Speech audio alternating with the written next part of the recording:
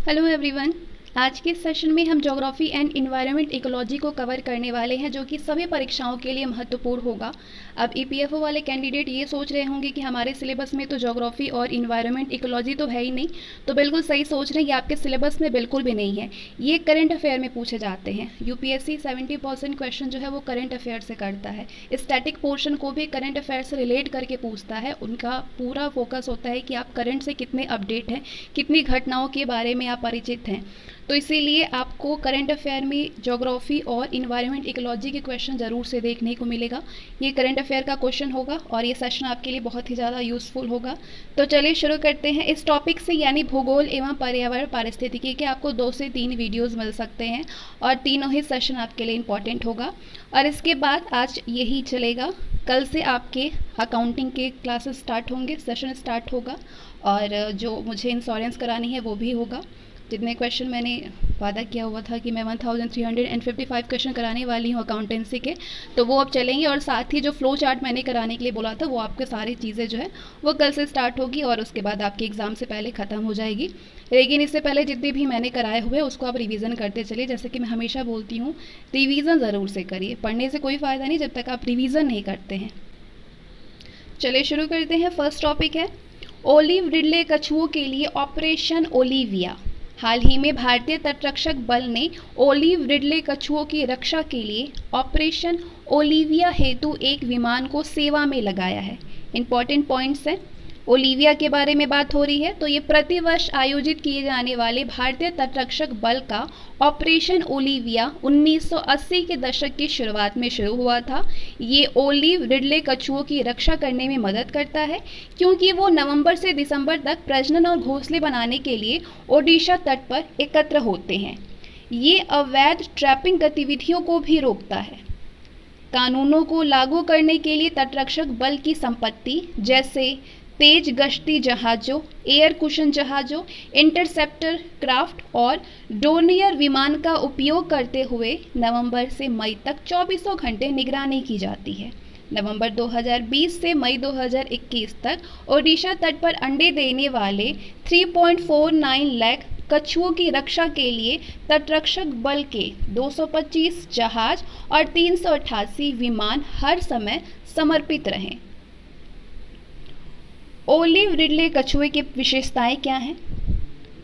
Olive Ridley कछुए विश्व में पाए जाने वाले सभी समुद्री कछुओं में सबसे छोटा और सबसे अधिक है। ये कछुए मांसाहारी होते हैं और इनका पृष्ठवर्ण ओलिव रंग, ऑलिव कलर केयरपेस का होता है, जिसके आधार पर इनका नाम पड़ा है। वे हर वर्ष भोजन और संभोग के लिए हजारों किलोमीटर की दूरी तय करते हैं। ये कछुए अपने अद्वितीय सामूहिक घोंसले यानी मास नेस्टिंग अरीबदा के लिए सबसे ज़्यादा जाने जाते हैं। अंडे देने के लिए हजारों मादाएं एक ही समुद्र तट पर एक साथ यहाँ आती हैं। पर्यावास, ये मुख्य रूप से प्रशांत, अटलांटिक और हिंद महासागरों के गर्म पानी में पाए जाते हैं। ओडिशा के गहिरमाथा समुद्री अभयारण्य को विश्व में समुद्री कछुओं के सबसे बड़े प्रजनन स्थल के रूप में जाना जाता है। ओडिशा के गहिरमाथा समुद्री अभयारण्य। इनके संरक्षण की स्थिति क्या है? IUCN रेड लिस्ट, वल्नरेबल है, सुभेद है, सिटीज है इनका, परिशिष्ट फर्स्ट, वन्यजीव संरक्षण अधिनियम 1972 शेड्यूल फर्स्ट। संकट, इन कछुओं के मांस, खाल, चमड़े और अंडे के लिए इनका शिकार किया जाता है। हालांकि उनके सामने सबसे गंभीर खतरा घोंसले का नुकसान, संभोग के मौसम के दौरान समुद्र तटों के आसपास अनियंत्रित रूप से मछली पकड़ने के कारण ट्रॉल नेट और गिल नेट के उलझने से उनकी आग समेत मौत है। प्लास्टिक, मछली पकड़ने के जाल, पर्यटकों और मछली पकड़ने वाले श्रमिकों द्वारा फेंके गए अन्य कचरे का बढ़ता मलबा है।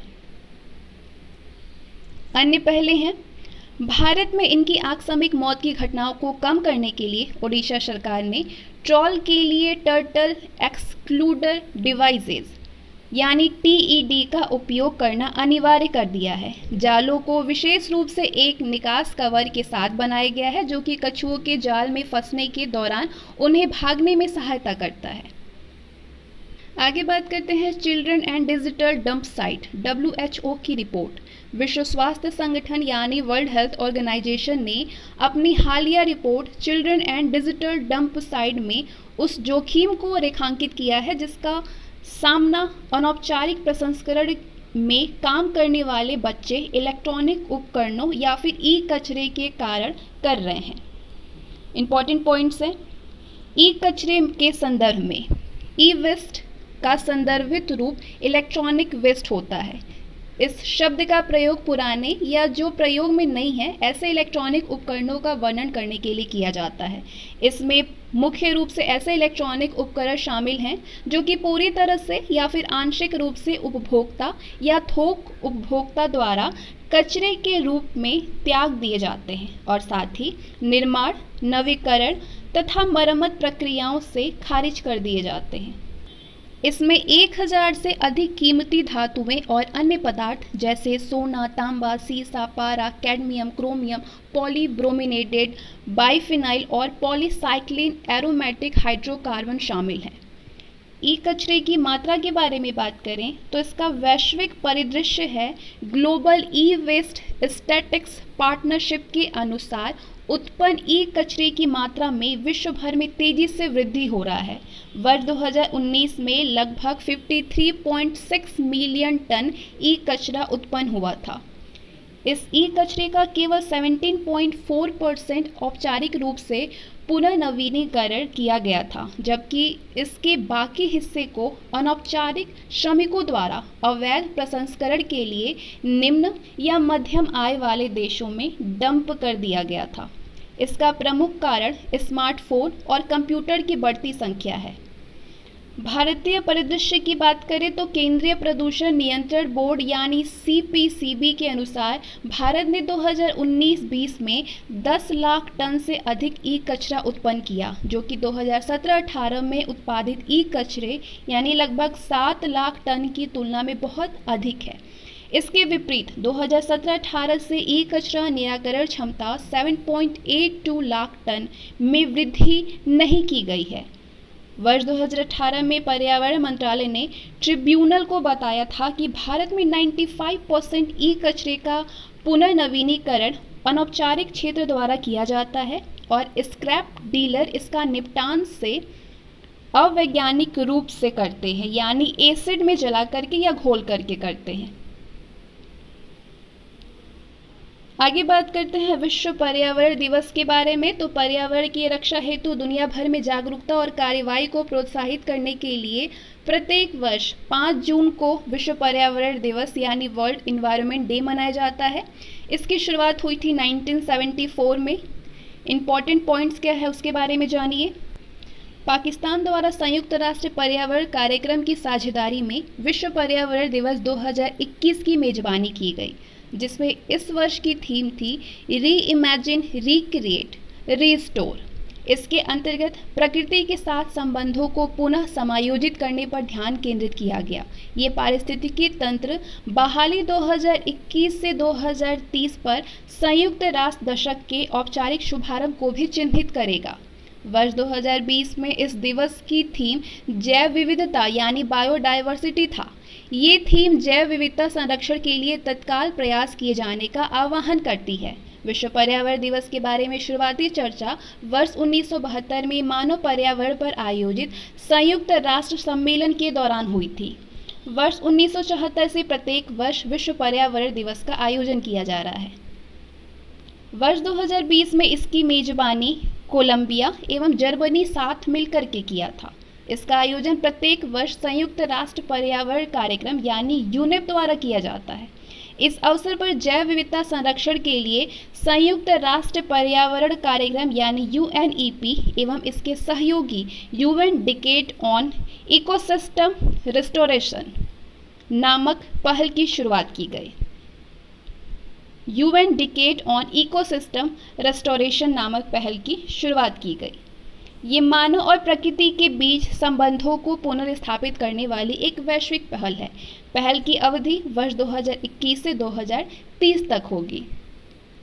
भारत द्वारा की गई पहलें हैं पूरे देश में इथेनॉल के उत्पादन और वितरण के लिए पुणे में E100 पायलट प्रोजेक्ट शुरू किया गया है।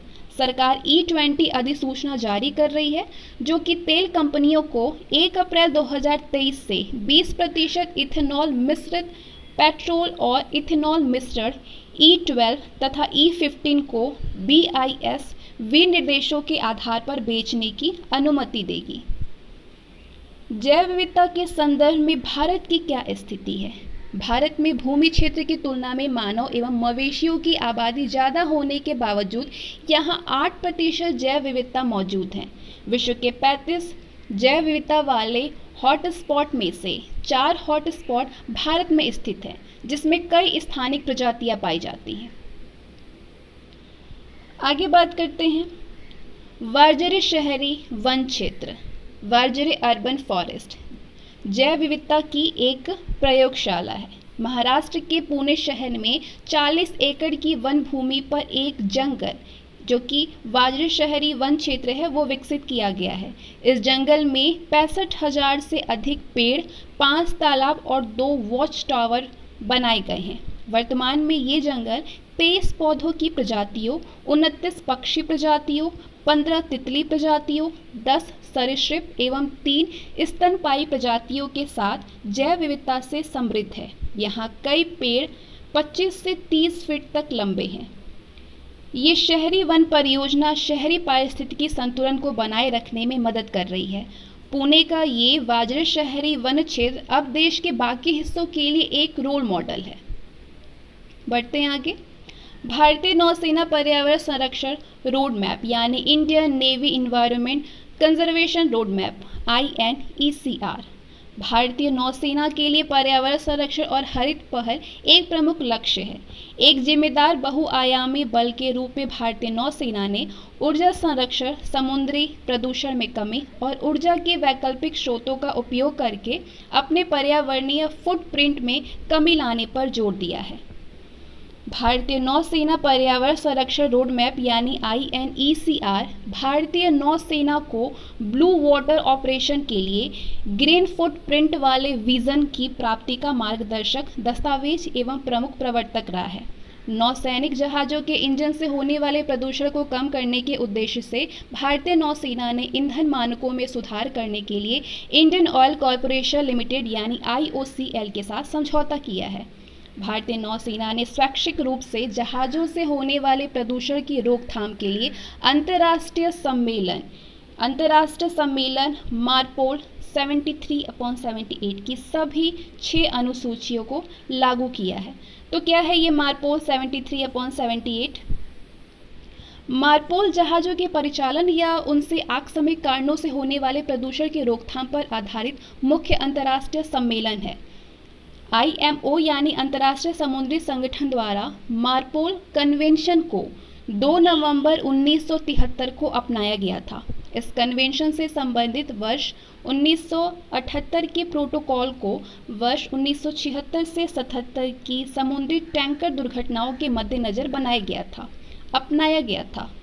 गौरतलब है कि 1973 का मार्पोल कन्वेंशन को 1978 तक लागू नहीं किया गया था, लेकिन जब इस कन्वेंशन से संबंधित 1978 के मार्पोल प्रोटोकॉल को अपनाया गया तो इसने 1973 के कन्वेंशन को अपने में समाहित कर लिया। नौसैनिक जहाज़ों से उत्पन्न होने वाले कचरे का निपटान करने के लिए इन पर मार्पोल 73-78 के अनुरूप प्रदूषण नियंत्रक उपकरणों जैसे कि OWS यानी ऑयल वाटर सेपरेटर्स और सीवेज ट्रीटमेंट प्लांट STP को लगाया गया है। इसके अलावा बंदरगाह के पानी का रखरखाव सुनिश्चित करने के लिए मुंबई स्थित नेवल मटेरियल्स रिसर्च लेबोरेटरी यानी NMRL द्वारा त्वरित बायो रेमेडिएशन तकनीक भी विकसित की गई है। आगे बात करते हैं COP28 के बारे में। संयुक्त अरब अमीरात ने 2023 में अबू धाबी में संयुक्त राष्ट्र जलवायु परिवर्तन फ्रेमवर्क सम्मेलन यानी UNFCCC के COP28 की मेजबानी करने की पेशकश की घोषणा की है। विदित हो कि COP26 को 2020 में स्थगित कर दिया गया, जो कि नवंबर 2021 में यूके के ग्लासगो में होगा। इंपॉर्टेंट पॉइंट्स हैं UNFCCC के बारे में। वर्ष 1992 में पर्यावरण और विकास पर संयुक्त राष्ट्र सम्मेलन में संयुक्त राष्ट्र जलवायु परिवर्तन फ्रेमवर्क सम्मेलन यानी United nation framework convention on climate change पर हस्ताक्षर किए गए हैं, जिसे पृथ्वी शिखर सम्मेलन यानी अर्थ समिट, रियो शिखर सम्मेलन या रियो सम्मेलन के रूप में भी जाना जाता है। भारत उन चुनिंदा देशों में शामिल है जिसने कि जलवायु परिवर्तन, जैव विविधता यानी जैविक विविधता पर सम्मेलन और भूमि यानी संयुक्त राष्ट्र मरुस्थलीकरण रोकथाम कन्वेंशन पर 3 रियो सम्मेलन के कॉप की मेजबानी की है। 31 मार्च 1994 से UNFCCC लागू हुआ और 197 देशों द्वारा इसकी पुष्टि की गई है। ये वर्ष 2015 के पेरिस समझौते की मूल संधि पेरेंट ट्रीटी है। UNFCCC वर्ष 1997 के क्योटो प्रोटोकॉल की मूल संधि भी है। UNFCCC सचिवालय UN क्लाइमेट चेंज संयुक्त राष्ट्र की एक इकाई है जो कि जलवायु परिवर्तन के खतरे पर वैश्विक प्रतिक्रिया का समर्थन करती है। कॉप यानी कॉन्फ्रेंस ऑफ पार्टीज, ये UNFCCC सम्मेलन का सर्वोच्च निकाय है। प्रत्येक वर्ष कॉप की बैठक संपन्न होती है। कॉप की पहली बैठक मार्च 1995 में जर्मनी के बर्लिन में आयोजित की गई थी। यदि कोई पार्टी सत्र की मेजबानी करने की पेशकश नहीं करती है तो कॉप का आयोजन बॉन, जर्मनी में सचिवालय में किया जाता है, जो कि इसका सचिवालय है। कॉप अध्यक्ष का कार्यालय सामान्यतः 5 संयुक्त राष्ट्र क्षेत्रीय समूहों के मध्य निर्धारित किया जाता है, जिनमें कि अफ्रीका, एशिया, लैटिन अमेरिका और कैरिबियन, मध्य और पूर्वी यूरोप तथा पश्चिमी यूरोप शामिल है। कॉप का अध्यक्ष आमतौर पर अपने देश का पर्यावरण मंत्री होता है, जिसे कॉप सत्र के उद्घाटन के तुरंत बाद चुना जाता है। कुछ महत्वपूर्ण कॉप्स हैं।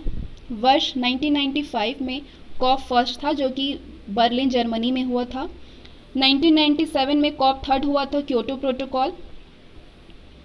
ये कानूनी रूप से विकसित देशों को उत्सर्जन में कमी के लक्ष्यों हेतु बाध्य करता है। वर्ष 2002 में कॉप 8 था, नई दिल्ली, भारत में दिल्ली घोषणा हुआ था। इसमें सबसे गरीब देशों की विकास आवश्यकताओं और जलवायु परिवर्तन को कम करने के लिए प्रौद्योगिक हस्तांतरण की आवश्यकता पर ध्यान केंद्रित करता है। वर्ष 2007 में कॉप 13 हुआ था, बाली, इंडोनेशिया में।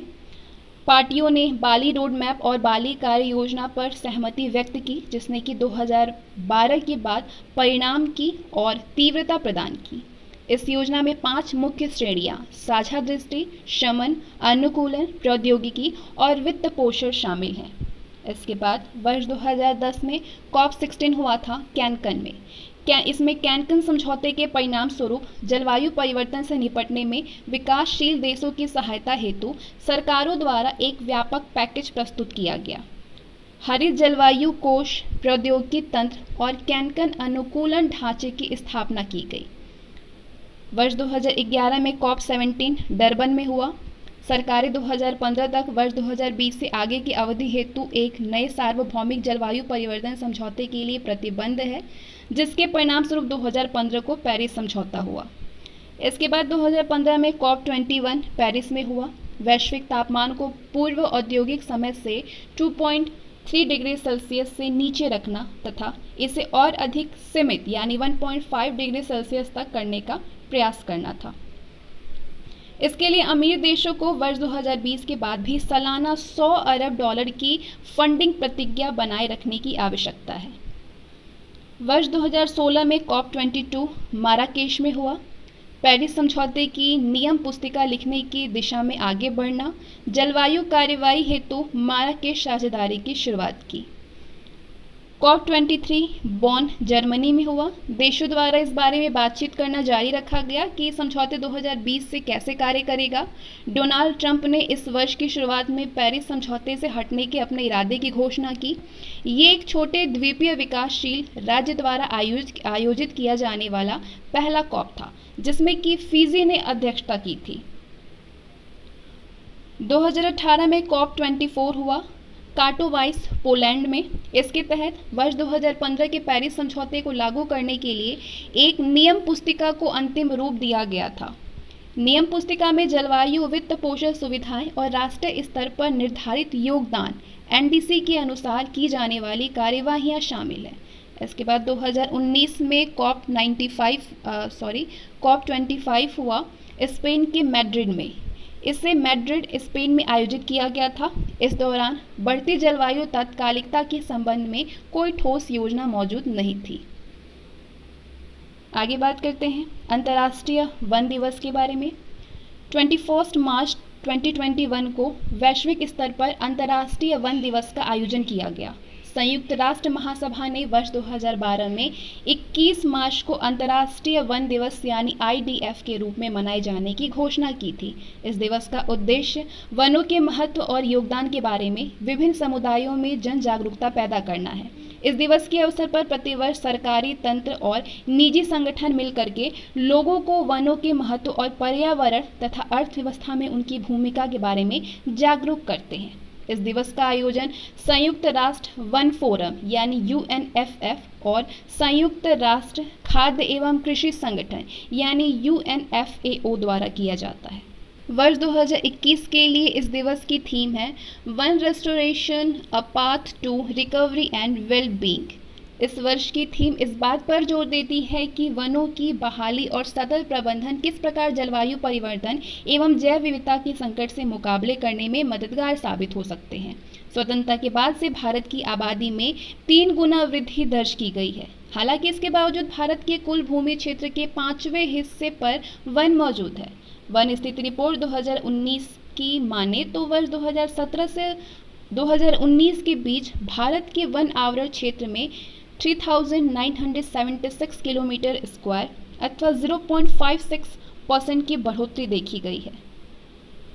आगे बात करते हैं विश्व वायु गुणवत्ता रिपोर्ट 2020 में उत्तर प्रदेश की क्या स्थिति है।